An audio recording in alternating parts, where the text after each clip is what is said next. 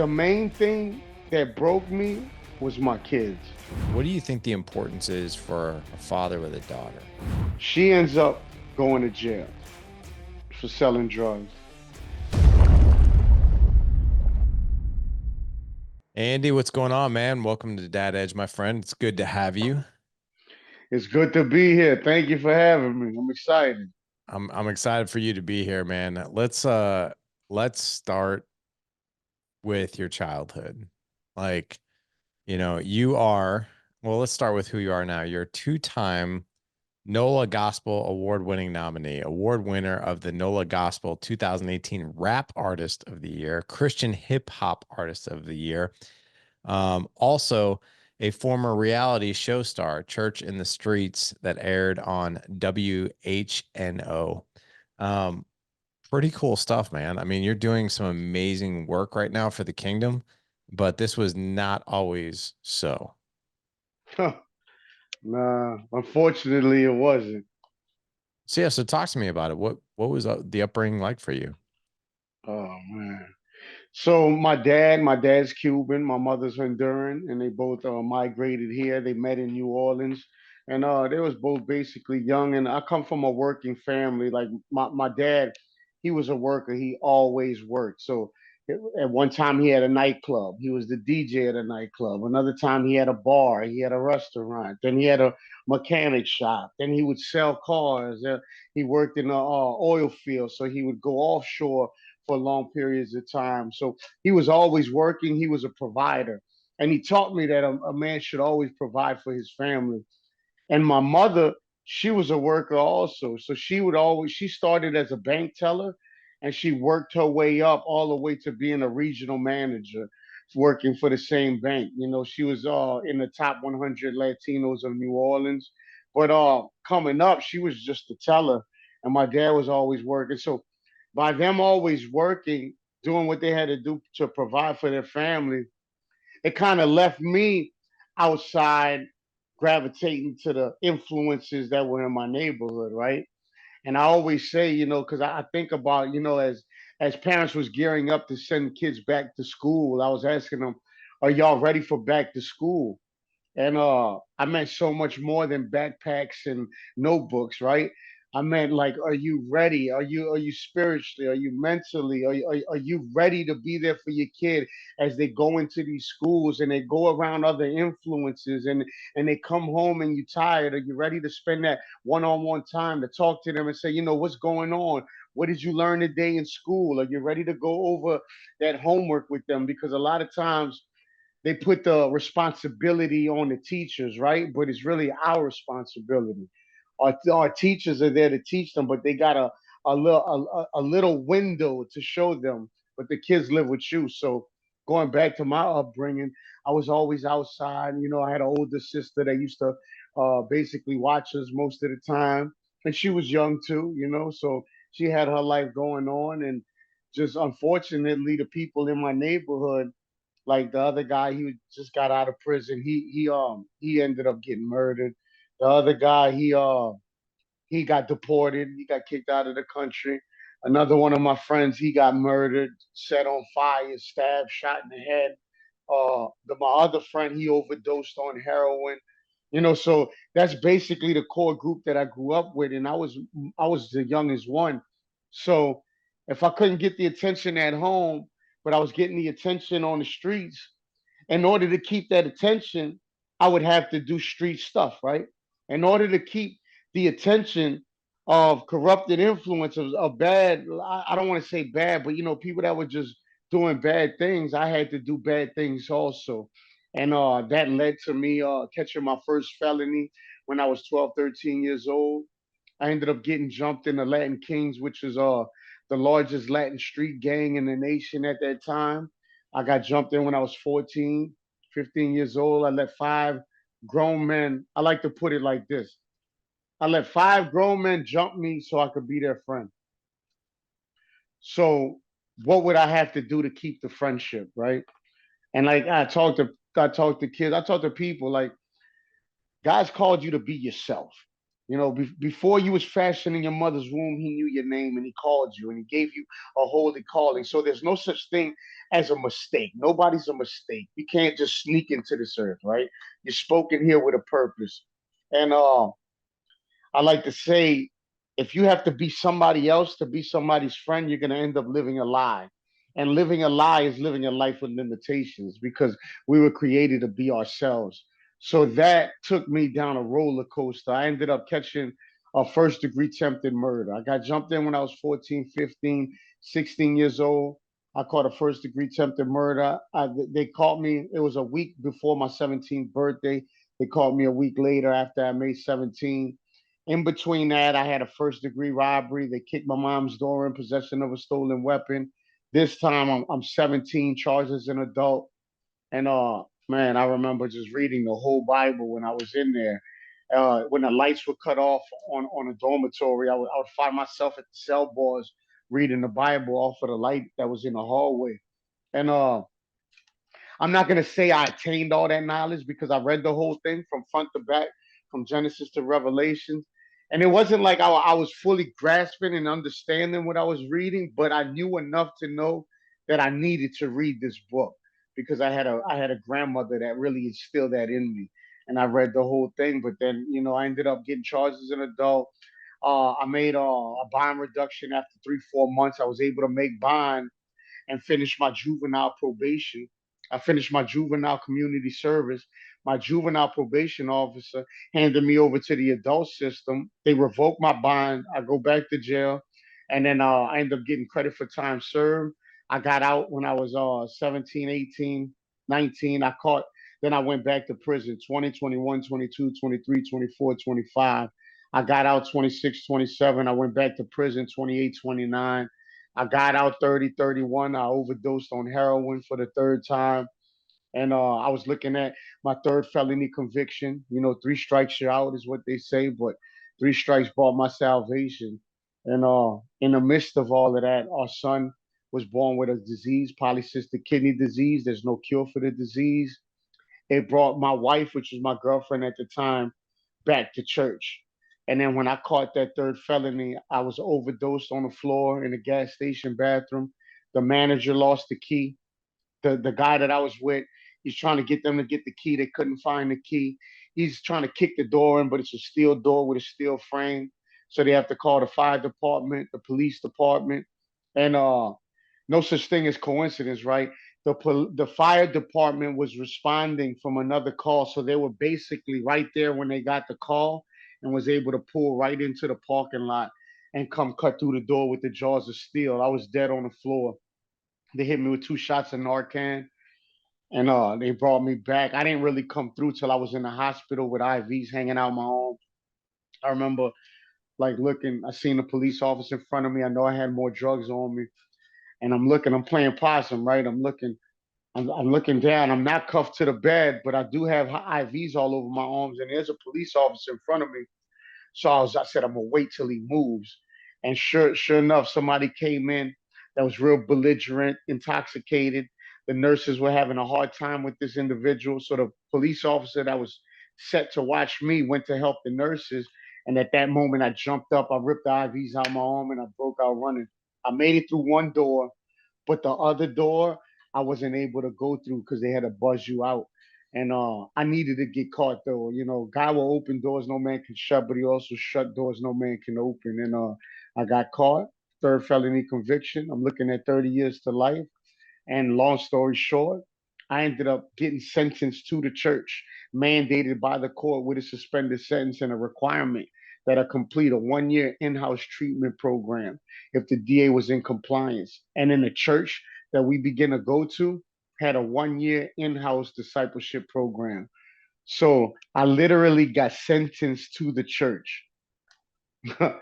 Mandated by the court. So I knew God was real. And in my minutes, they said if he gets kicked out, if he leaves, we vacate the sentence, take him back to trial on the initial charge, and triple bill him. So I needed all of those. I needed all of that to happen just the way it did. And when I went to that program, I remember feeling like God just parted the Red Sea of the Louisiana judicial system, and I landed in my promised land, which was that White Dove Fellowship under the leadership of Pastor Mike Mealy. And I did a 1 year there. I got married the day I got out the program, and I never looked back. And now I'm a pastor. I'm a father to my children, a husband to my wife, and that's like a condensed version of my life. Wow. Wow. Do you have any recollection of you being dead? Like, is there anything that you recall or the No, experience of it? No, it was just black. just black. I Did didn't have an experience where I went to hell or heaven. No, it was just black. almost like you were asleep? Yeah, almost like I remember going out and then I just don't remember anything. I vaguely remember the paramedics and the officers and them shooting me with the Narcan in my chest vaguely. I didn't really come to myself till I was in that hospital bed and I seen the officer in front of me and the IVs in my own. Wow. And the attempted murder thing, can you talk a little bit more about that? So did this I'm guessing the actual crime didn't ultimately come to fruition. It was an No, attempt. yeah, it was a attempt. Yeah, yeah. Well, the guy was outside. It was a rival gang, and the guy was outside, and shots were fired. He ran into the house, and shots kept going off, and they had three other people in the house. So then, when it came down to it, it was a first degree attempted murder on the guy that was outside, and then it was a three counts of aggravated assault because they had three more people inside, and then aggravated criminal damage because the house ended up getting shot up. Wow. Wow. What was it like, being 17, being arrested, for this, serving time? Like, what was going through your mind in the very beginning? Oh man, I remember being scared, because I'm like, man, I'm about to go up there and I'm hearing about jail and I'm so small and I was like, I'm not about to let anybody like play with me like if you understand what I'm saying. So I was really ready to die in there or never come home. So I said I'm gonna make an example. If anything, first thing comes my way, I'm gonna make an example. And I got in a couple of fights, but I ended up like a lot of the people on the dorm, and by me being a gang, they gravitated to that. So I didn't have problems like that. I just a couple of fights, and a lot of them was my fault for just playing and playing cards and just being involved in the wrong things while I was in there. Like gambling and the TV and all of that. But I remember being like, man, I don't want to spend the rest of my life in here. And that's when I picked that Bible up. Like I started realizing like this is not a game and I don't want to spend 30 years in here. Like I just started living. I'm 17 years old. So I remember praying and I remember grabbing that Bible at night when the lights was out and everybody was sleeping and just being at the cell doors, reading the word and just desperate, like crying out to the Lord, like, Lord, don't let me get a life sentence. Lord, please let me get back out. And he honored that, but I ended up like a dog returning back to his vomit. I ended up going right back. I'm curious, why did you go right back? We see that just in our society a lot, where people get, they get caught, they get punished, they want out, they get out, and then they return to a life of crime. Why do you think that is? I think people perish for a lack of knowledge, right? So as I go out, so all of those things you gotta think like these are eye gates and these are ear gates. So what you listen into has the potential to build you or break you, build you up or break you down. And what you're looking at, right? You're gravitating to. Those are influences. So listening to that music that promotes violence, degrades women, promotes selling drugs, and you're listening to these things and you're looking at these people, and this is what you aspire to be, and you see this in your environment. So you begin to think like the only way you can obtain these certain things is by doing this. Like it's never the end goal to go to prison. It's always you think you're smart enough to where I'm gonna make enough money, then I'm gonna invest in something legal. I'm gonna get out the game. My thing was the music. I was gonna invest in the music. So it's not like I plan to go back. And then you start thinking like jail will make you a smarter criminal. So you're just thinking like you could get over, but really and truly, I didn't have a relationship with the Lord. So I didn't really know my identity. So I'm just doing all of these other things and then just gets caught up in that whole circle in that whole flow as I was selling drugs. Then I begin to use drugs and I begin to make careless moves and decisions. And that basically led to going back to prison. Wow. Okay. And then how old were you when you went back? When I went back, I was 19. Okay. So No, no, you've been no. I was 20 years old. okay. So you've been out. How long were you out for before you I returned? I was out like 2.5 years. Okay. Got it. And then how long did you stay in this go around? Well, so at that time, then I went in for 5 years 5 years. That from had to have been 20. Yeah, from 20 to 25. that had to have been terrifying. Yeah, it was really. And I I wouldn't say because I knew how to do time. The main thing that broke me was my kids.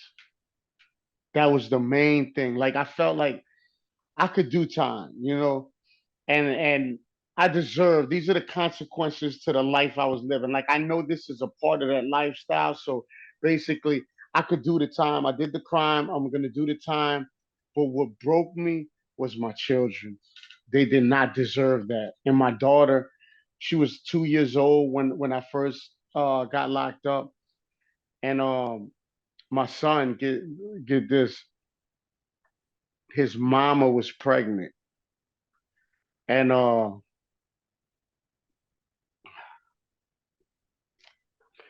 so she was gonna get an abortion. She told me she got the abortion. I'm in jail. She ends up going to jail for selling drugs. I'm in jail. There's no correspondence, inmate to inmate. I remember I'm in Allen Correctional Facility. I'm on maximum security. And my mom and my dad comes to visit me and they holding a little boy.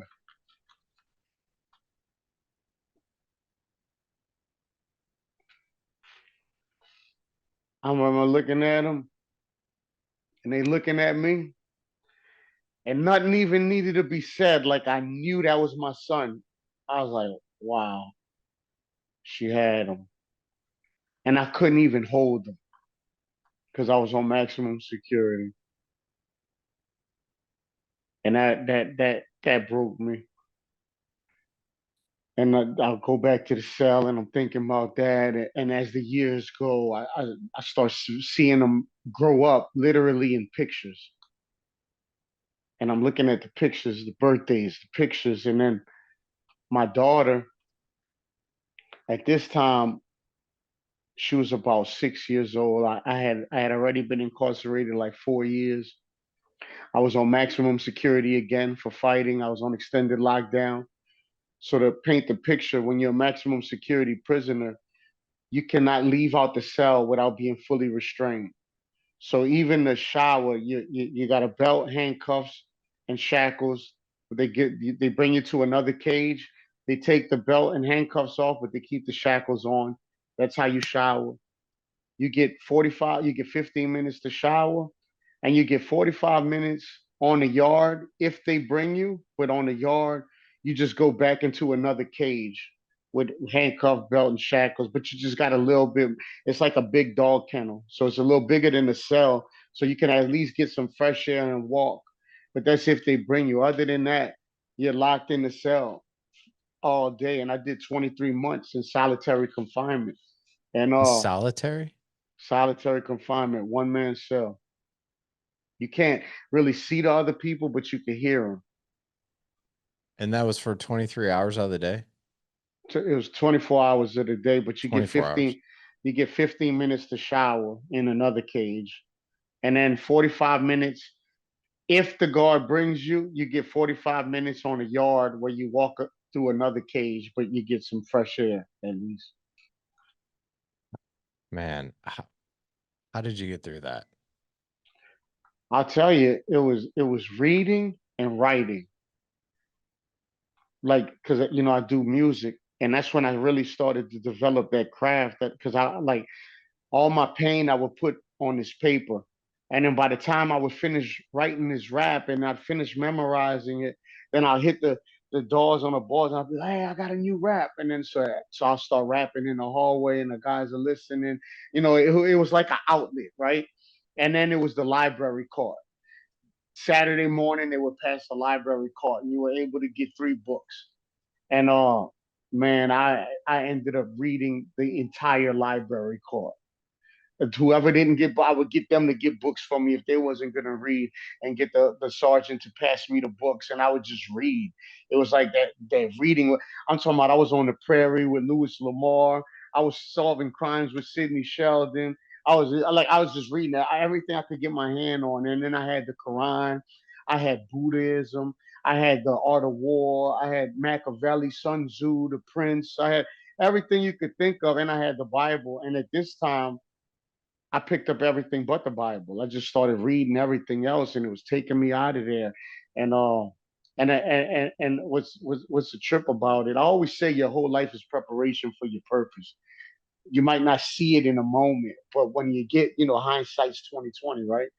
But before prison, I never read a whole entire book. Like in school, I would do enough to get by. I would read the introduction. I would read the back of the book, and maybe in the middle, a couple of middle chapters, just enough to get by. Because my mind, like, I would, I'll read, but my mind goes here. I'm thinking about this. I'm thinking it never stops. So I wouldn't really attain what I was reading. So I was never really interested in reading until I got locked in a hole for 23 months straight, and that was my outlet to get out of there. And then I developed a passion for reading and writing. So even that is used to this day, because now I know about all of these other religions. So when I run into a Hindu or I run into a Muslim, I know what they're believing because I know what they're reading, and I just bring it back to the real word. And what got you so the Bible was the last thing that you wanted to pick up. Was this like just process of eliminations? Like, okay, well, I haven't read this yet, so I'm going to go ahead and read it. Or what do you think was making the Bible, the book that you were avoiding the most? I had read the whole thing when I was 17, and then I went back, and then I come back. So then at this point, one of this guy, he was the imam. That's like the head of the Muslim religion, but he was my homeboy. I knew him from the streets. So he had all of these books. So he started giving me these books. And when I'm reading these books, it was appealing to my flesh, like eye for an eye. Like it was all about a revolution, about revolting, about bucking the system. And I was already rebellious by nature. So this was feeding my ego, right? This was feeding my flesh. I'm like, yeah, I'm with this. Let's rebel. Let's start a revolution. Let's start a revolt. So I'm reading these things. But in the midst of reading that, they also try to make this Bible out of a contradiction. So the Bible says, faith comes by hearing, and hearing by the word of God. So it says faith comes by hearing, comma, and hearing by the word of God. So that comma is there for a reason, because it says faith comes by hearing. So whatever you're listening to, you're building your faith. But then it says hearing by the word of God. That's why you got to read this book, right? So I was building faith in the wrong thing because I was reading the wrong stuff, right? So then, but by me believing the wrong things, I was believing the right thing was wrong. Does that make sense? Makes total So sense. Yeah. I didn't want to grab that because I felt like it was a contradiction. So I started grabbing everything else because I'm seeking. And now it corresponded with my music, because the more I read, I could build my vocabulary. I build my vocabulary. I have more context for my music, right? So everything was going hand in hand. But it was like, even in my seeking and reading all of that, I never had a peace. I knew something was missing. And then later on down the line, after I bumped my head against the wall a couple of times, not a couple of times, too many times, I ended up picking up this book, but it was through my son being born with a disease, me looking at a life sentence. It was like all of these different dynamics that came together to really box me in. And then when I picked it up and God began to move, now it's like I got a peace. Now he's restoring the years that were stolen. And now I can be a dad. I can be a father. I can be a husband, because now I know my identity. That makes total sense, man. I love that. And what was your two kids were born with this PKD, correct? Yeah. Talk to me about that, and the chances of this even happening are very, very, very rare. Yeah. And they happen to you guys not once but twice. Twice. Wow. Yeah. So our first son, Alexander, he was born with polycystic kidney disease. Basically, their kidneys have multiple cysts, so they don't function. So babies that are born with it, life expectancy is 3 months because by their kidneys not functioning, they need a transplant. But by them being so small, their immune system's not up to par to handle such an extensive procedure, and basically they die. But in this instant, my wife, she was a backsliding Christian. I grew up Catholic, and she knew where to go. So she started going back to church by herself. And then and she was praying, we was all praying. So next thing you know, he started producing urine. So as long as he was producing urine, there was no need to have a transplant. So they never did a transplant. He was hospitalized over 20 times within his first 2 years of being alive. And we going back and forth to the hospital, to the doctor. But in the midst of this is when I ended up overdosing on heroin for the third time because I was trying to get right. I was trying to get off. I had got off the drugs, but this one day I relapsed and I ended up overdosing. So then that's when I ended up going to the program, got sentenced to the church. So I got married the day I graduated, and we stepped out in faith to have another kid.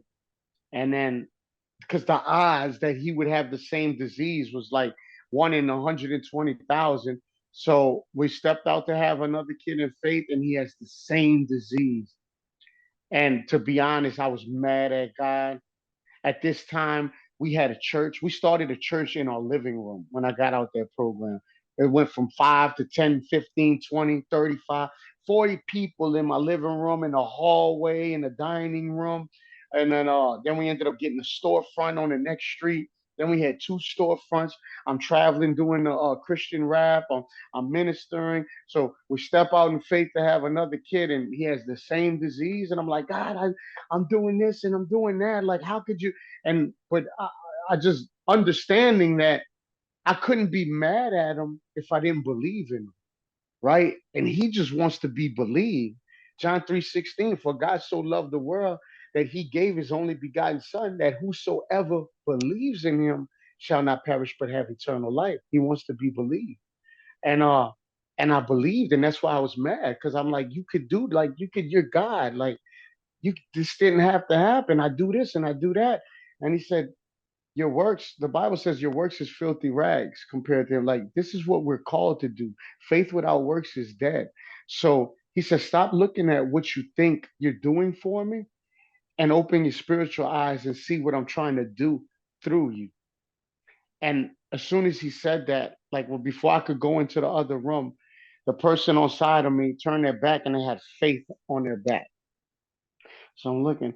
So then I walk in a hospital room. I actually got a song about this, like in a lyrical format. I walk in the hospital room in the NICU, and I look at his heartbeat, and his heartbeat was at 120. I gave a word a month before entitled 120, waiting on God. There was 120 people gathered in the upper room, the apostles, when the Holy Spirit came in Pentecost. The commission was given to 500 people. Only 120 made it to the upper room. 380 people had something better to do than to wait on God. So that was the core of the message. 120, waiting on God. It was a divine waiting period. 12, biblically, is perfection of rule and government. So once that's established in your life and you have a zero, the zero is simply waiting on God. In the beginning, the earth was formless, void. Darkness covered the face of the deep. The Holy Spirit hovered over the waters. Then God said, "Let there be light," and there was light. So it was zero. Then God said. So the key to the message was, if you're living for the Lord and there's a zero in your life, it's simply waiting on God. So when I looked at the heartbeat at 120, He said, "You're just waiting on me. I told you I was going to heal your first son. I'm going to heal him too." And then I was like, so she had to have an emergency C-section. They induced her because they had no amniotic fluid because he wasn't producing urine. He was supposed to be mangled, discolored, none of that. And then so I'm like, what's today's date? It was 9/20. Instantly, I said Matthew 9:20. I didn't even know what Matthew 9:20 was. I flipped to the Bible, and in Matthew 9:20, it was right after the woman with the issue of blood touched Jesus's garment, and virtue was released. Healing power was released. She was healed. So I was like 9:20. I said he's gonna be healed. So I was just encouraged speaking the word. And he's 5 years old, never been hospitalized. He's not on any medication. Alexander. So they say if they make it to like 8 years old, then the kidneys are going to stop functioning and they're going to need a transplant. Well, Alexander's 12 years old, never had a transplant. Kidneys are still functioning. Get this. I don't know if you could put pictures on here or how this works, but his liver, well, he was going into cirrhosis of the liver because when one organ doesn't function properly, it strains the rest of the organs and it creates a domino effect of problems, right? He was going into cirrhosis of the liver. His levels was at like 9.4. The higher, the worse.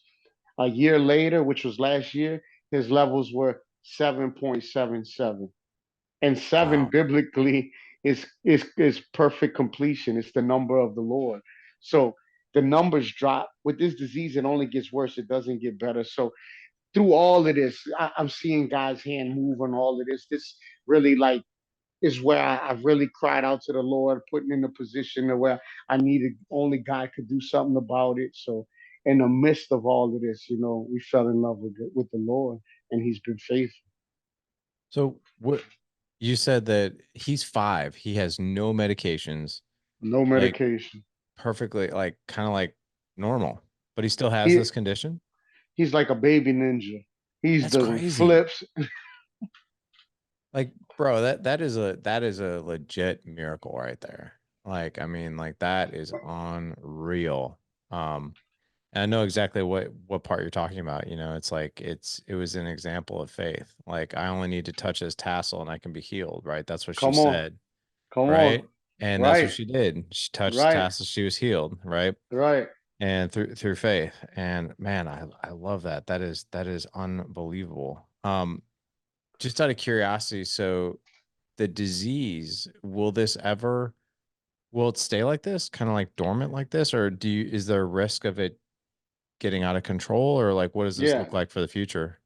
Well, so really we're out of that area. So it really like statistically, like any day they could just completely stop functioning and he'll need a transplant.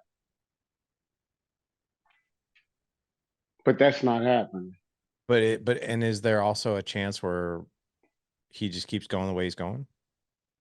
Well, it's been happening, and that's what I'm saying. Like it leaves the doctors in a state of awe, and I'm always like, man, does he still have it? I mean, like when we go to do the ultrasound, or there's still multiple cysts on the kidneys, and they look at me like they feel sorry for me, right? Like I don't understand that there's no cure for it.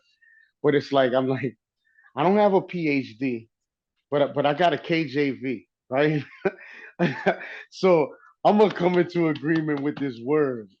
Amen. I love y'all for doing y'all job. I thank God that we have physicians and nurses, but ultimately, I serve the ultimate physician. So I'm trusting in the Lord. I like that, man. What is this? So tell me about this music career that you have as well. I mean, like the story of your redemption story is unreal. And it's crazy that I'm having you on now because Mhm. literally last Friday we had Edward Rodarte. Do you know him? I don't know. It sounds familiar though. Just another really crazy story of he was a gang member, grew up in Compton, Hmm. then became the youngest mayor ever in the history of the United States for a small little town in California, then became an LAPD cop. Come on. Right, I know. And then now, he's running a podcast called Fatherhood Voices. So it's like Wow. and here's you, right? Like you come from gangs, and Edward also talked about what it was like to get beat in, to this gang. So I was like, did you get beat in? Because I've heard about that. He's like, yeah, and then you did too. You got beat up by Yeah. 5 grown guys so you could be their friend. And I this is it's some of the craziest stories I've ever heard of turnaround. But for you, did the Christian music and everything that you were doing and reading, when you were serving time, it seems like this was like it was like your therapy. It was like the thing that kept you busy. It was the thing that gave you purpose. And then you got out and you started sharing your music. How did the music start to blow up though? Oh man, I remember. So when I got out the program, so when I got in the program, I said I'm done with music because I always did like gangster music, street music. I opened up for Kevin Gates. I opened up for VH1 Love and Hip Hop. I had a situation with Manny Fresh, him on the court. That's Cash Money, like the biggest nationwide record label in not only Louisiana, like really, they're up there. Anyway, all of that. So when I went to the program, I said, "All right, I'm done with the music. God, what will you have me do?" And then he gave me the music back, but he said the music is just going to be a platform to minister my word. So when I got out, so when I was in there, God started giving me these songs. So then when I got out, my cousin was moving to New York, and he had like 3 hours studio time that he gave me. And man, I milked those 3 hours. I'm talking about I bled those 3 hours. I ended up doing 4 complete songs in 3 hours in the studio. And then after that, I ran into my old engineer, and I had a watch with diamonds encrusted in it. And so I said, man, because I didn't want the watch anymore. So I was like, can you trade me some studio time? And he prints CDs too. I said, if you I'll give you this watch if you give me like a 10 hour block and like 100 CDs. And he said, man. And I started sharing how I gave my life to Christ and I'm doing it for the Lord, not knowing he was a Christian too. And this was my old engineer. So he said, man, I'm gonna give you 20 hours studio time and I'm gonna give you 500 CDs. So that's how I did my first album. So I recorded it there. And then when I did that, I just released it. And as I released it, I remember in the midst of recording that, I did a song on Facebook and just rapping in the car. And then it hit like 30,000 views. And I started getting all of these inboxes. And then people started booking me to come to their state to do the music and to share my testimony. And then from there, I ended up connecting with Kingdom Music. And he has a large, like, platform, millions of viewers. So I met him in Texas. So we started traveling, doing the music ministry. And ministering. And then God called me to start the church in my living room. So I stepped away from that, but never the music. And then to this day, I was just in I was just in New York. Then I was in Philly. I was in Jersey. I'll be in Indiana on the 21st. So God's taking me all over the nation. I've been requested outside of the country already: Australia, Africa, India, but my passport, I wasn't able to get that back yet. But my lawyer, he told me, because he's like, I'm a poster boy for rehabilitation, right? He uses my case all the time. Frank DeSalvo, he was the best lawyer in New Orleans. He had always been my lawyer, but this time he seen something different in me. So he really like this was really a supernatural thing. But anyway, so now it's like we just as the Lord leads, like we just doing it. That is awesome, man. That is Oh so yeah, cool. I forgot. That's what I was going at. So he said that if I can't get my passport back, he's going to take me back in front the sentencing judge and get my expungements. But Really? get this: the same division I almost caught a life sentence. The same division I was in for the attempted murder. This judge is willing to sentence people to this rehabilitation program that we're about to launch. It's called Rebirth Recovery Center. Really? Yeah, That is unreal, man. Um, glory to God. what Tell me about how old is your oldest? My oldest is 24. And he has PKD. No, she. My She oldest is a little girl. she has PKD. No, she doesn't. She doesn't. Okay. And then so I guess the oldest one with PKD is how old? It's 12. 12. And they're only supposed to live 3 months life 3 months. expectancy. That's unreal. And the other one's 5. 5. Unreal. Unreal. And then I got a 10-month-old. You have a 10-month-old? 10-month-old. Gianna. Gianna? Uh-huh. Oh my gosh. So was she born with the same condition? And get this. I I'm gonna share you the medical portal. You know the way you can see this. We had to see a specialist due to the history, right? And it was the same thing. Kidneys abnormal. We crying, we crying, telling the church. 5 weeks later, 5 is the number of grace. We go back, kidneys normal, kidneys normal. They said this baby does not have polycystic kidney disease. That's just Healthy, beautiful baby girl. So I got 6 total. 6 total. And then you said the oldest is 24? Yeah, Youngest is 10 months? yeah. Big gap. It is a very big gap, It's a very big gap.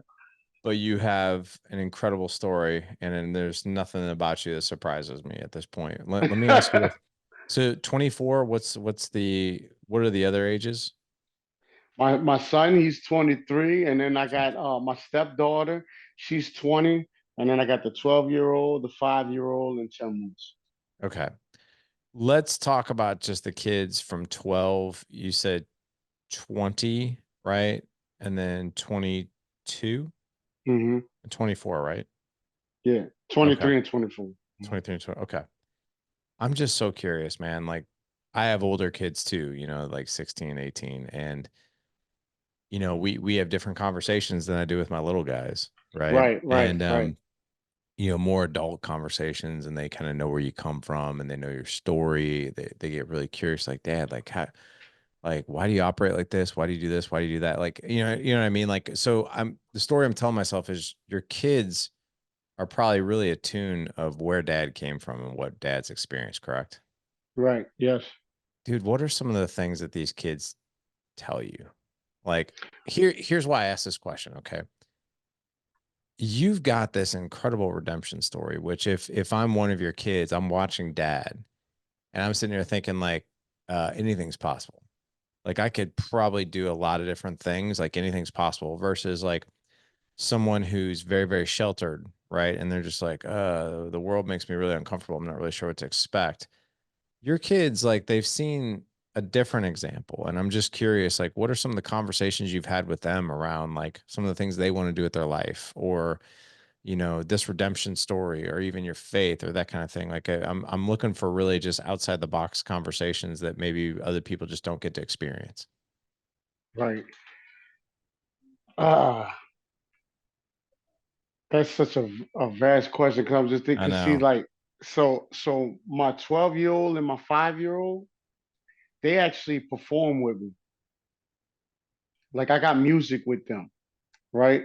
So, and I'm talking about going in front 1,000 people, and then they're bold at that age, just jumping up there. But it it was a conversation with my little girl that really rocked me when I was in prison, and she was 6 years old, and I was on.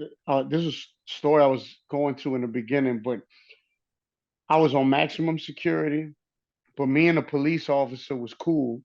So in cell block A, it wasn't a wall with a glass. It was these tables with these little partitions. So you could basically see your people right on the other side of the table. So this guard permitted me to hold my little girl. So as I'm holding her, beautiful, beautiful little girl, Haley, she starts grabbing my handcuffs. And she said, Daddy, Daddy, what is this? I said, oh, it was brand new handcuffs. I said, oh, that's my bracelet. You don't see daddy shining over here? She's looking. She's like, well, daddy, what is this? And then she grabs my shackles and I started making them jump like a jump rope with my feet. So I was like, oh, that's my jump rope. So she looks, she said, you look stuck. So so she asks me again. She's like, Daddy, what is this? I said, handcuffs. She's like, Daddy, what is this? I said, shackles. And she looks at me. She says, why they got you like that, Daddy? I said, because this is Daddy's punishment. Daddy was being bad. And she looks at me and she says, well, promise me that you're not going to be bad anymore. Promise me you're not going to be bad anymore because I need you home with me, Daddy. Killed me. Killed me. And then she starts asking me like because she's mixed. So she starts asking, what color's mom? What color are you? So what color am I? It killed me because my daughter didn't know her identity because her father wasn't in her life. And I look at like this world is going through identity crisis because of the lack of fathers in their children's lives. Because we're supposed to help them, we're supposed to groom them, we're supposed to train them up. We have that responsibility, and when we're not there, it leaves a gap. And then guess what? The world will fill in that gap. And you don't want the world telling your kid who they are and who they're supposed to be. I went in that cell and I hit my knees and I cried out to the Lord. And I wish I could tell you I got it all right then and there. I didn't, but I believe it was a mustard seed of faith that God honored that prayer at that moment because He saw what I was going to do today. And to go back to your question with my sons, like my oldest son, it's a hard conversation with him because he knew me before I got saved. He knew me in that life, and he was there to see the different things. He was there when I got arrested one time, and the all undercovers grabbed, and he's over here sitting on the side watching me getting put in handcuffs and thrown in the back of a car, guns drawn, me and him, and he's what 5 years old, putting his hands on his head. So it's really hard with him, but my problem like where the concern is with him is because he thinks because I had such a transitional story that he has time that maybe like you had the time when you was doing what you was doing and I love what you're doing now and I'm gonna get it together. I'm gonna get it together, but I was like, no, we like we don't have time, and he's a really good kid and he got a real big heart. So it's just having those conversations with him and knowing, because I really want him to serve the Lord because, you know, I'm not trying to get weird, but like the end of the world is gonna come soon. And if we're seeing everything that's happening, we're a lot closer than everybody thought they were before us. So we have really grown conversations where I really get to sit down and talk to him. He's really a good kid.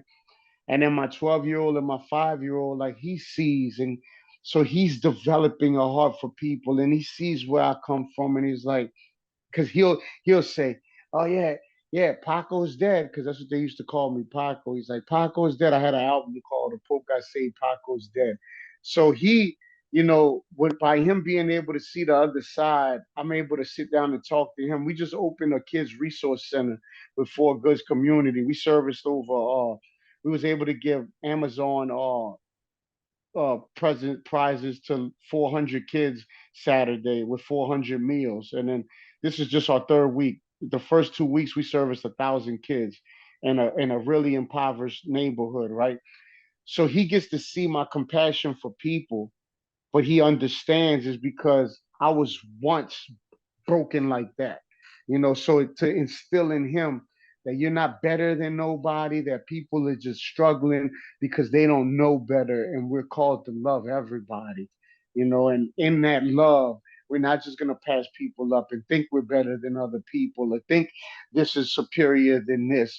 So he has a real good balance of a love for people and a really a mature understanding that we do have a mission in this life. But I Mm. let him be himself too, because he told me, he's like, Daddy, what if I don't want to be a pastor? I said, you don't have to be a pastor. He said, I said, well, what do you want to be? He was like, because I was doing this thing with him. It was called Kids, Cardio, and Christ. We'll do push-ups, we'll read a scripture, and we'll run around the neighborhood doing push-up scripture, and it's just making it fun with them. And I'm talking to them, and he's like, and I love because he has his own voice, right? He's like, what if I don't want to be a pastor? I was like, you don't have to be. I said, but what do you want to be? He's like, I want to be a business owner. I said, that's awesome. I said, all you just got to keep Christ at the center, glorify him in your business, because that's just as important. Your business will be your ministry, because then you can show your workers how to be a real man of God. So, it's been a blessing. And then my little one, Elijah, he's just so bold. Like, he's just, he, he, that little dude, he's something else. Like, he wants to, it was funny. So we're at church and he was in the children's ministry, right? And the ladies was like, Pastor Elijah gave us problems today. I'm like, what happened? He did not want to stay in the nursery. I said, what you mean? He kept saying, I'm not a baby. I'm not a baby. And they said, no, you got to be here with the babies. He said, I'm not a baby. And he looked at the girls and he said, I am a pastor. he, he said, I'm supposed to be out there with my dad. He wants to go up. So after church is over, he'll go up on the stage and grab the mic and start like he's preaching and say, what's his name? What's his name? And he's memorizing the music. So that's why I said we need to live a life worth mimicking, because what they're doing is mimicking what they see me do. I want you to talk to me a little bit more about if we're not there as fathers, the world, like there will be other things that will be inserted in our place, and it's Right, probably not the things that we want. I've heard this right. before, this type of thing before, and I 100% agree with you. So I'm curious as to, and stats don't lie. All you have to do is Google like Mm, fatherless home statistics, and they are crazy, right? yeah, Um, I am curious though, like, so what are some of the things that you think it let in that, and by the way, I'm not talking about the big things that we all know, like, oh, they could go, life of crime, or, they could do this, they could do this. Like, I'm talking about maybe the things that might not be on our radar, that maybe when you were doing time, you had conversations with other people that probably came from fatherless homes, and there were like these little sneaky things that got in there that had the kids' attention that otherwise probably wouldn't have, but it's not on our radar. right. So it's basically developing a moral compass, right? So when the father, like, so we're the father. So there's a love that we have for our seed. There's a love that we have for our children, right? So nobody's gonna love your kids like you. So when you're out the picture, you got other people there that really don't have their best interests at heart. Some people are just in a position that's beneficial for themselves. So when you get into the street, like they'll have the younger ones doing the crimes, holding the guns and doing this because you're not going to get as much time. And then if this is the only type of male male influence in your life that's older, that looks like a father figure, you want to impress that person, so you're going to do these things that are contrary. But when the male is not there, it leaves a gap, because that was not how we was created. It was supposed to be man and woman, husband, wife, child, so both of them can pour this love into them. So what we do leave is a woman to play both roles that she was never created to play. So there's a gap of masculinity. There's a gap, because I see how, and my wife is an awesome wife, beautiful, beautiful spirit, beautiful woman. She's in and out, right? But I see how much my boys need a dad, because they will baby them so much, because there is a factor that we're teaching them how to be young men. Oh, you're being too rough with them. No, no, I'm not. Like, they're boys, and oh, trying to baby them. No, no, no, they're boys, because they're growing up being babied like that and nurtured like that. What happens when they step into the real world and they lack that influence from a male figure that really loves them and wants their best for them, right? So when that's not there, it leaves room for the enemy to come in to where they're not fully developed to be a man. How can you be a man when you've never seen how a man moves, how a man acts? So then they see other men come in and use their moms and do this. So now they thinking they put no value on the woman.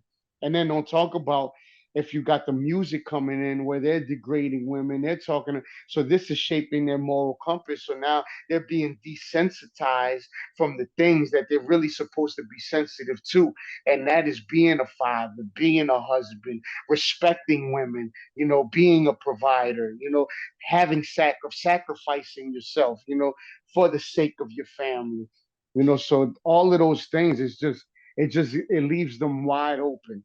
It's like this. It's like we're like a standard in their life. A standard is meant to hold back floodwaters, right? So when a standard is lowered, there's no protection against the flood. So if the man's not there as the standard to protect the family and push back the floodwaters of the world, and that standard is lowered because the man's not present, when the flood comes, everybody's going to drown. That makes And that's sense. it's really biblical. It says when the enemy comes through like a flood, the spirit of God will raise up a standard. And when a standard, and I'm from New Orleans, right? The big catastrophe in Katrina was because the standards caved in. So when the standards compromise, it caves, and there's no protection. So we can't compromise.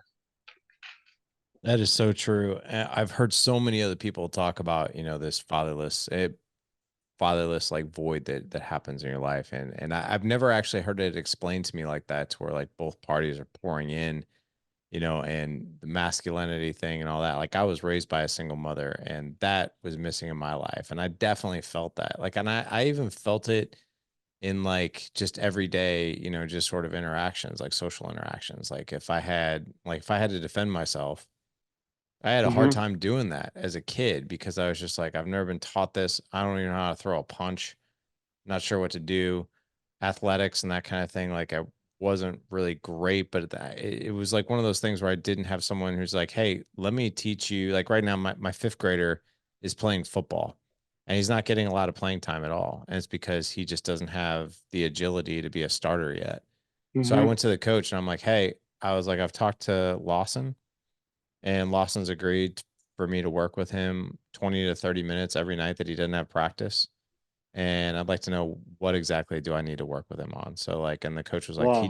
he needs agility training. He's like, listen, go get one of those agility ladders and start doing agility training with him. And also just work with him on like getting like the speed off the ball on the snap so when he plays defense, like that's where if you can get those two things locked in, like he'll He's get ready. he'll get playing time. Right. And I was like, oh, like I can do that. Right. And then like, so, but I'm sitting here thinking too, like my mom didn't have the bandwidth for that. She had no, and that's fine. She was a mom and she didn't have the interest for that. She had no desire to do anything like that. But like, I think this is along with a gazillion other roles and a gazillion other things that we can do with our kids. But it's like being like, hey, son, come here. Like, let's work together. I'm going to help you. And the biggest thing too is like, yes, the physical stuff, right? But it's the confidence, right? It's the fact that like, yes, I have more agility. Yes, I'm faster, all that stuff, right? Like for him, but for him to mentally like, I've put in the reps outside of practice with my dad, and that's going to make me a more dangerous player. Like Yeah. having that locked into that brain is what I think is really powerful. And I think a dad, I'm not taking anything away from the moms. Got a lot of women that Right. listen to this show, but I'm saying, man, a dad can pull that lever like hard, right? And I think that's really important for boys, especially young boys, to have that. No, see, because our kids want our attention. Yeah, Like think about, when they come in and draw a picture and they're like, oh, this is awesome, buddy. And next thing you know, they're drawing more pictures because they crave that attention. Like we're humans. We crave relationship. That's how we were created. That's why when Adam was in the garden, he had communion with God, but God said it's not good for man to be alone. And then he gave him Eve. Thank God. You know what I mean? But they crave our attention. So when we give them that attention, it's gonna wake something up inside of them. They'll make them want to be better in this because they're getting dad's attention, they're getting mama's attention. So now they like, oh, now they're gonna do even better like this. So whenever, that's why I said again about the influence. So when that's dormant, when that's not there, when there's a lack of, they're gonna gravitate to what is there. And those people that's there might not have their best interests at heart. Because man, like Sun Tzu said it in the Art of War. Every friend is a potential foe. There's no such thing as a true friendship bond. Everybody's in a position that's beneficial for themselves. As soon as a better position comes, there goes your friend. Yeah, man. Yeah, where did you get that from? That was in the Art of War. Art of War. Yeah, I was gonna say, man. So I've read that book. It's Stephen Pressfield's book. It's one of the greatest books out there. And I was like, oh my gosh, like where did I hear that from? And yeah, that was it. Um, can we switch gears because I want to talk about like the absence and the presence of a father for a daughter. Like, because I Yeah. think that that's just as important, Yes. if not even Yes. maybe more important, right? Yes. So like Yes. I've got my own opinion and definitely things I've heard from other podcast guests, but I want this to be like about you and your perception here. So like, what do you think the importance is for a father with a daughter? Well, you're showing her how a man should treat her first and Yes. foremost. Right? You're gonna be their first example. If you're not treating her like that and you're ignoring her, it goes back to the attention. They crave attention. So guess what? When that's a lack of between you and them, they're gonna go seeking it in other men because there's a void that they're trying to fill that is really unhealthy. But when you're there and you're showing them a standard, going back to that standard, then they know what they should put up with and what they shouldn't put up with. Because it goes down to this, they know their value and they know their worth because you're reaffirming that to them. If there's nobody there to reaffirm that, then guess what? They're just going to take what they could get and they're going to come up short because there's no standard and they're going to drown in a flood of emotion. I that's I was hoping you would say that, but like I honestly think like as dads, right? We set the standard for how they're going to tolerate being treated by men, right? Because they're watching two different things. Right. They're watching how do you treat my mom? Yep. Let me take a good look at that one, right? And then how do you treat me? Yeah. Right? So like it's like they get to see like the movie unfold with our marriages, but then the firsthand experience also. It's like these two experiences that we give our Double edged daughters. sword. Yep. Yeah. So like what do you do to set the bar super high with your daughters of how you treat your wife? And then how do you operate? Like what do you do with them to be like, hey, like yeah, the funny thing, if you want to hear something funny, so my wife actually says we have four boys. We have Uh huh. 18, 16, 10, and 8. And my wife will tell you, like, she will say, like, my wife will look at me and be like, and talking to me, she's like, I'm gonna love you so well, and I'm gonna appreciate you so much, and I'm gonna communicate with you so well, and our boys are gonna see it. And I'm gonna set the bar so high for these knucklehead clown drama queen girls who come into our kids' lives. And Right. my hope is they're gonna look and be like, I don't have time for you. Yeah. And, Right. and Right. here's the funny thing. I have an 18-year-old and a 16-year-old. My 16-year-old's got a girlfriend. My 18-year-old now has a girlfriend. But before, like my 18-year-old especially, I'm like, dude, I was like, he goes to a public school, there's girls everywhere. I'm like, dude, like, what's up in the department? Like, what's going on, man? Right. And this is an 18-year-old boy. Like, listen, if you had a heartbeat and you had air in your lungs, I'd be like, let's go out on a date. Like my Yeah. standards were literally that low as a kid, Yeah. right? Yeah. Right. Right. And but my son, like, it's really interesting. Like he for the longest time, he's just like, they're all dumb. And I'm like, what? He's like, Yeah. he's like, they're all dumb. I was like, what do you mean they're all dumb? He's like, I don't know, Dad. He's like, they're beautiful ones. He's like, don't get me wrong, there are hot ones everywhere. He's like, but they're idiots. I was like, what do you mean by they're idiots? He's like, they're all on their phones. They're all into drama. They're all into this person didn't snap me back and this person unfriended me and blah blah blah blah blah. He's like, my son will be like, I just want, I could tell he was like trying to figure it out. He was like, I just want, I was like, what do you want? He's like, Somebody like I mom. Huh? he's like, I want what you and mom have. And I'm like, Beautiful. my wife is a genius. Like, you That know, part. right? Yeah, yeah, I'm like, thank God. Like, right? Because and dude, the girl he's got right now, like this girlfriend of his, like she's so awesome. Like, and I was hoping I could say this about a girl that I'm like, this girl is yeah. awesome. So down to earth, treats him so well. Like just and I'm just like, I told my wife, I was like, I don't think this would have happened without you. Like you Right, set the bar high. But like yeah, I'm just it's an interesting experiment to see like if our kids are gonna, like do they want what they see? If it's a good thing, right? right, right. No, yeah, that's a because as actually I had this conversation with my daughter. It was like, you see how I treat your mom? Like, you see I take your mom's on dates. You see, like, Yes. I'll randomly buy flowers. Like, it doesn't have to be a fight. It doesn't have to be a Valentine's. Like, I do these things. You see how me and your mom talk. How me and your mom, how we deal with situations. So she was like, yeah. I said, if he's not putting that type of effort, you got to understand and think. Do you really want to marry somebody like this?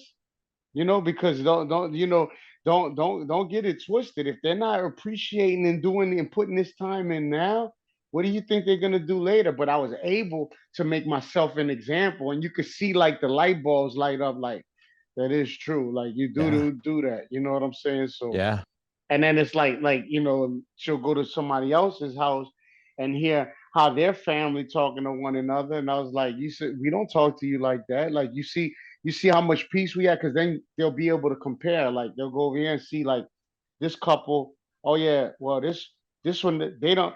We haven't talked about marriage, and his mom and dad, they live in they live together, but they're in two different rooms and all of that. I'm just using like an example in the air, understanding like that's not how a marriage will work. Like, a marriage is gonna work when you continue to date your wife.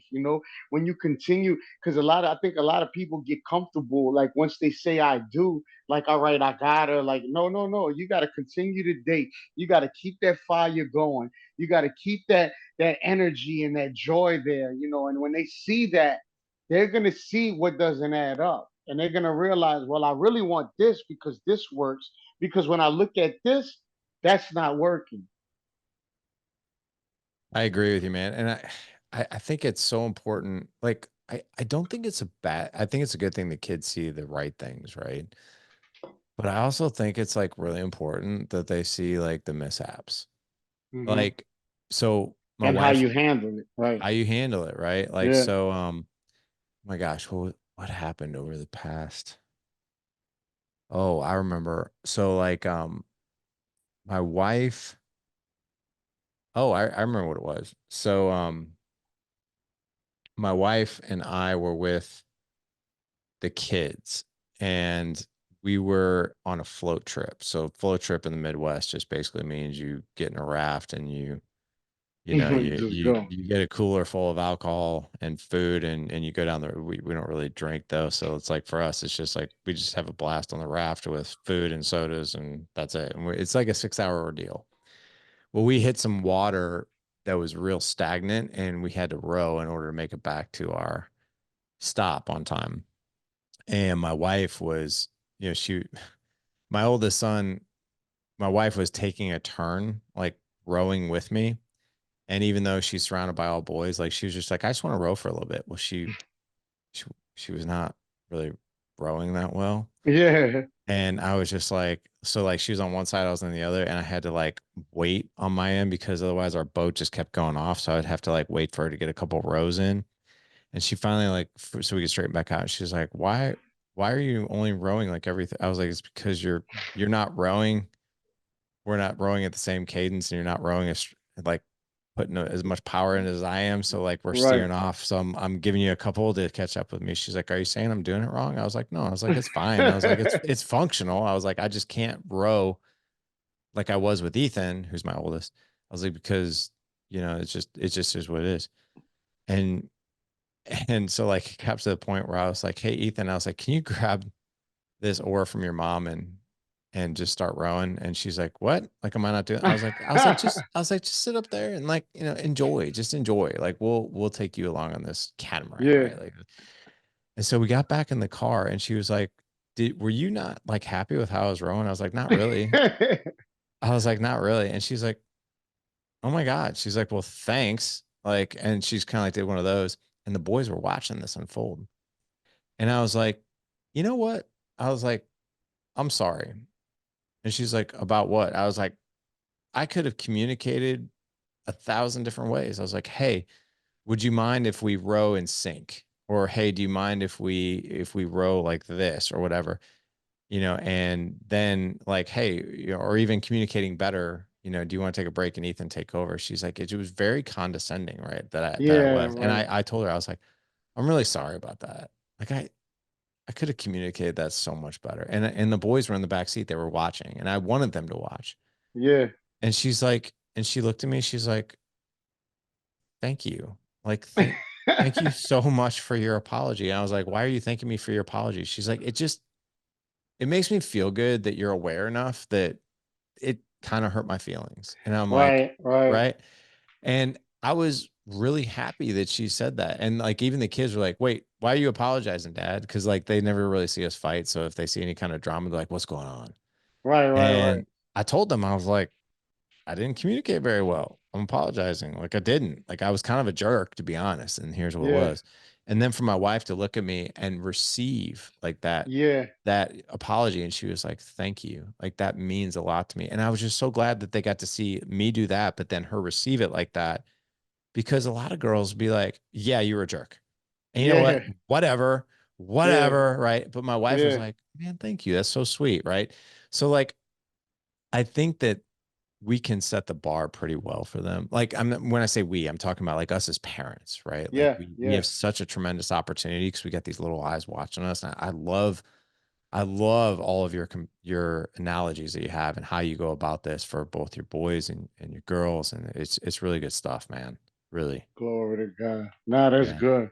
Yeah. That, that's What good. As we wrap up here, man, like what is your big audacious goal with this? Like, I mean, dude, you are like an award-winning rapper, music artist, like pastor. Like, I'm starting to sit here thinking, like, man, like what? I'm like, what do you got going on next, right? Like, Yeah. what's gonna Yeah. happen over the next like 1, 3, 5 years? Man, we just connected with For Good Community that's in partnership with Amazon. And we've been able to get these 18 wheelers of Amazon supplies and been able to bless the communities. Like we've been doing it once a week. If you go on my page, you'll see. Then they gave us a resource center. It's like 7,000 square feet to where the kids get to have a dignified shopping experience. Like, so we unloaded 7 18 wheelers of Amazon supplies. I'm talking about anything from computer PCs, 3D printers, hoverboards, e-bikes, pressure washers, pots and pans, paintings, futons, air mattresses, jump houses, So anyway, they get to come in and pick 3 items. One item is for themselves, and the other 2 items they're encouraged to pick for a friend or family members. So it's teaching them it's better to give than to receive, but not just telling them, actually putting them in a position to where they can activate that, right? So the first 2 weeks we serviced over 1,000 kids. Last week it was 400, so we're gonna continue to do that. And it's really breaking like it's breaking a poverty mindset. It's instilling dignity because you get to get something and get something for somebody else. And we got this bus to where we travel neighborhood to neighborhood. It's only got 3 seats. It's gutted out to where we could fill it up with supplies. And we go pull up in the neighborhood. And like we tell the people, like we just give them boxes. And it's like, look, if you can't use it, we encourage you to go bless your neighbor. So in the hood, they call it the hood. Like this, the hood, my hood. So what they did was take neighbor out of hood to where it's hood. And the Bible calls us to love our neighbors. So we want to restore the neighbor back to the hood, and it's a neighborhood.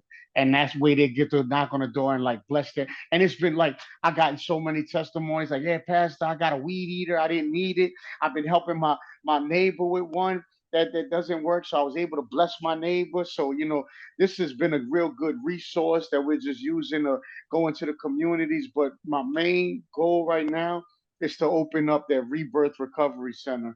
To where we're gonna take men that will get sentenced mandated by the court to the program as a last shot before they go to Department of Correction, before they go to DOC. And what we're gonna do is half a day they'll have an internship to where they'll pick up a trade, to whether either it's contracting, either laying cement. Like I got a cement guy has a cement company. He's gonna take them, teach them that trade, how to lay cement, how to finish. Another guy, he's a general contractor. He'll take them and show them how to do demos, show them how to do roofing. So basically they learn a trade because a lot of people that selling drugs, doing drugs, they don't have a trade. They're so used to committing crime. So we want to instill practical things so they could go out and be productive in society. And the rest of the day, they're going to have classes, parenting classes. They're going to have teen challenge curriculum. They're going to have, to where they're going to have rehabilitation. They're going to pick up a trade. They're going to get disciple to get the word in them. We got this Amazon plug. We'll have them helping unload the trucks to bless the communities, and I believe that's going to restore the man back to that position that he's supposed to be in. So when he graduates from the program, he'll actually have enough money, get him a car, maybe get an apartment or something, getting out of that neighborhood that he's so used to, that everything's just so familiar. It's hard to do right when you're surrounded by everybody doing wrong and you know where wrong's at. So that's my main goal right now is to open up that recovery center. Maybe I should just ask you what you're not going to be doing. Amen. It probably would have been a shorter list. Uh-huh. Uh-huh. So, man, I I am cheering for you, man, over here in St. Louis, like just north of you, like bro, like let's go. Like let's do Amen. this stuff, man. Let's go. That's Yes. so cool. Like two redemption stories, man, just back to back, like that I've heard Wow. on the show this month. It's just awesome, man. Well, listen, how can we best support you? What can we do to, help you keep this mission running? Where can guys connect with you if they want to connect with you? All that good stuff, and your music too. Like, where can guys go check out your music? So if you Google Andy Rebirth, Andy Rebirth, Rebirth, if you Google that, everything pops up. We got videos on YouTube. I got music on iTunes, on Spotify, all digital platforms. Andy Rebirth, the TikTok, Instagram, Andy Rebirth. We got the ministry website, www.oneaccordministries.net. You can subscribe to the website there so you can stay in the loop of what we're doing. The Instagram, because we've been traveling a lot. Maybe we might be in a neighborhood near you. So just, if you could share the content, download the music, share the videos, the more I always look at a share, they puts us in the view of more people, you know what I'm saying? And, as the Lord leads, everything's going to come together. And in those websites, there's ways to support. If you want to support, whether it be prayers, whether it be sharing, whether it be a donation, whatever it could be, it's all appreciated. I got you, man. I got you, dude. I love this, man. This is so cool. Gents, not to worry, man. We're gonna have all like literally like Andy like just gave you a bunch of different resources, but I'm gonna make it super easy for you guys. If you head on over to thedadedge.com/493, a lot easier to remember. Again, Mm-hmm. thedadedge.com/493. We'll have all of those links in the show notes for you Awesome. guys. Andy, what a pleasure speaking to you, man. I wish you nothing but the bestest, bestest, bestest Cool. luck. Right. You're gonna be in my prayers, man. You'll be in our daily prayers, praying for Thank you. you. Of course, man. Like, this mission is important. What you're doing is important. And I just love this comeback story, man. I'm an underdog fan. Like I love the Come on. underdogs. Like, and Come on. seeing you do this, bro, is absolutely savage. So good on you for following, following the call, right? Glory to God. Yeah, Amen. bud. Amen. Yeah, man. Thank you for having me, brother. This was a pleasure, man. Oh, you got it, man. Like I said, guys, head on over to thedadedge.com/493 for this show. I have all the links in the show notes for you. Go connect with Andy. Go support him. Go check him out. He's doing really, really good stuff. Gentlemen, go out, live legendary. Take care.